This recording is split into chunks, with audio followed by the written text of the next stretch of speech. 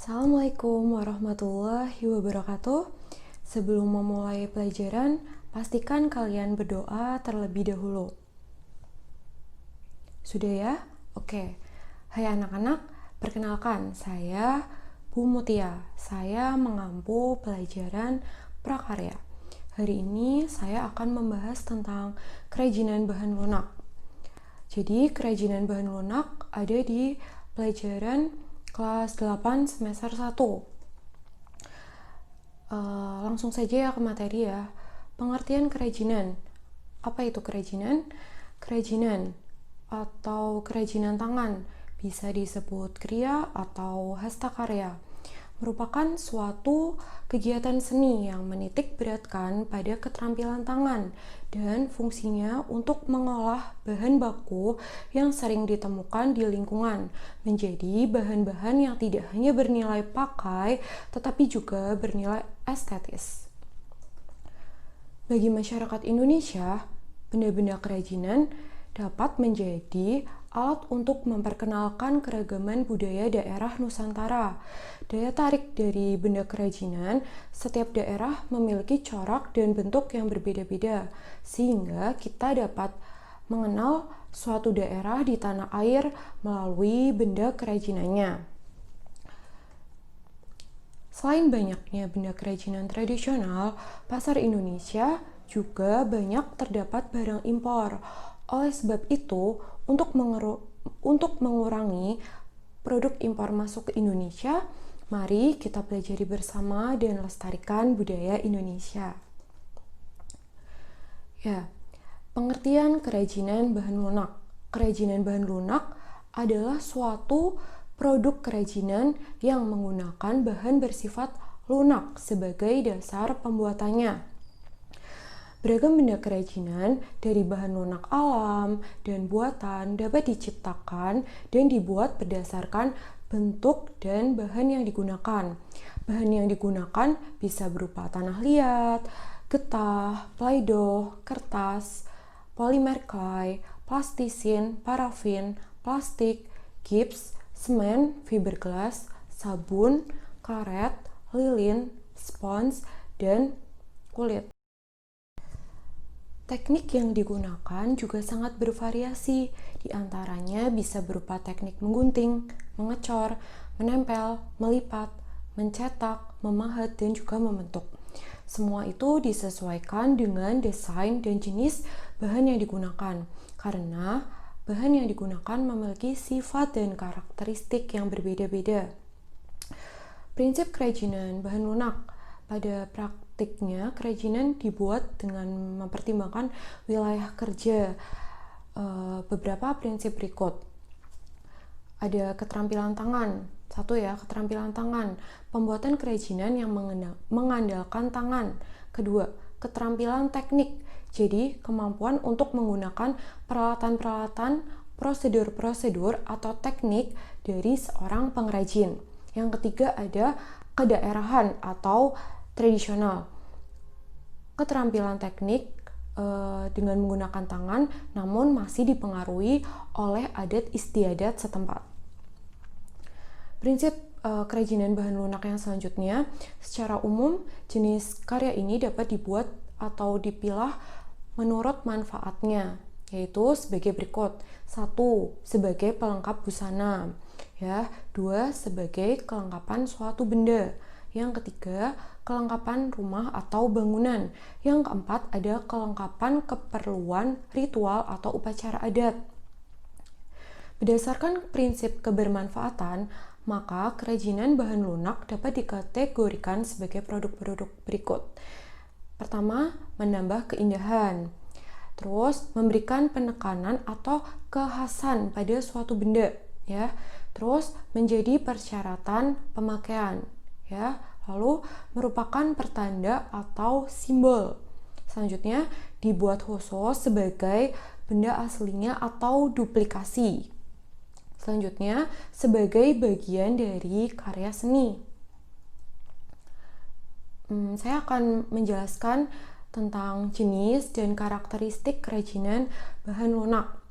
Ada bahan lunak buatan sama bahan lunak alam.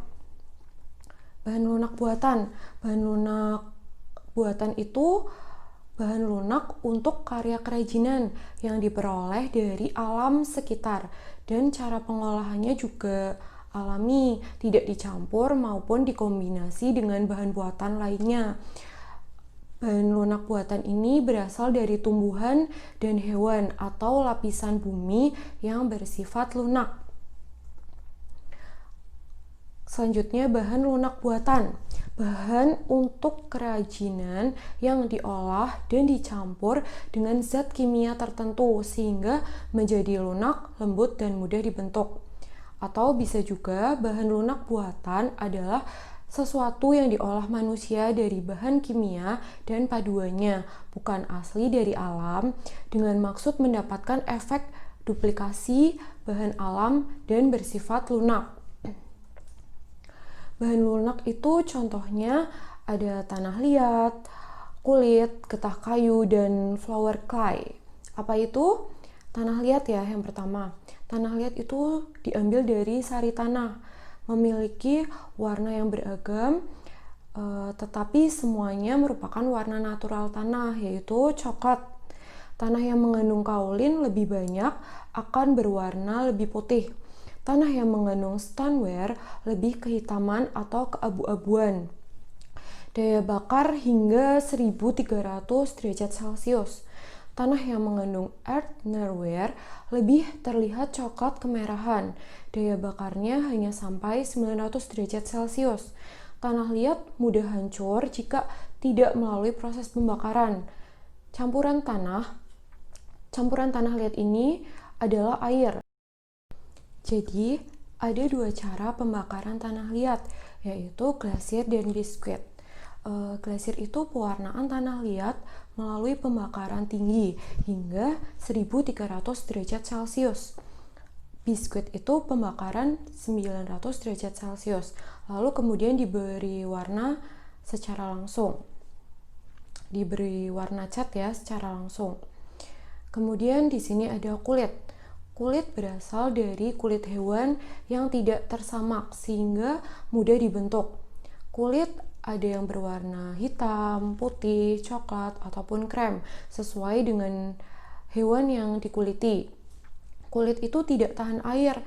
Jika terkena air akan merusak struktur kulit. Getah nyatu. Getah nyatu merupakan getah dari pohon nyatu yang berwarna putih. Warnanya yang putih memudahkan untuk diberi warna-warni. Jika ingin dibentuk, getah harus dimasak terlebih dahulu agar lunak dan elastis. Jika dipanaskan akan melunak, tetapi lama-kelamaan akan mengeras. Selanjutnya ada flower clay. Flower clay berasal dari adonan tepung yang dilumat hingga kalis dan mudah dibentuk. Flower clay juga dicampur dengan air ya. Kerajinan dari flower clay itu tidak tahan air karena jika terkena air akan mudah rusak. Pewarnaan flower clay juga dapat dilakukan dengan pewarna makanan atau sintetis agar muncul warna-warna yang cemerlang. Kemudian di sini ada bahan lunak buatan, contohnya ada polymer clay, ada plastisin, fiberglass, lilin, parafin, gips, dan sabun. Saya akan menjelaskan tentang polymer clay dan plastisin.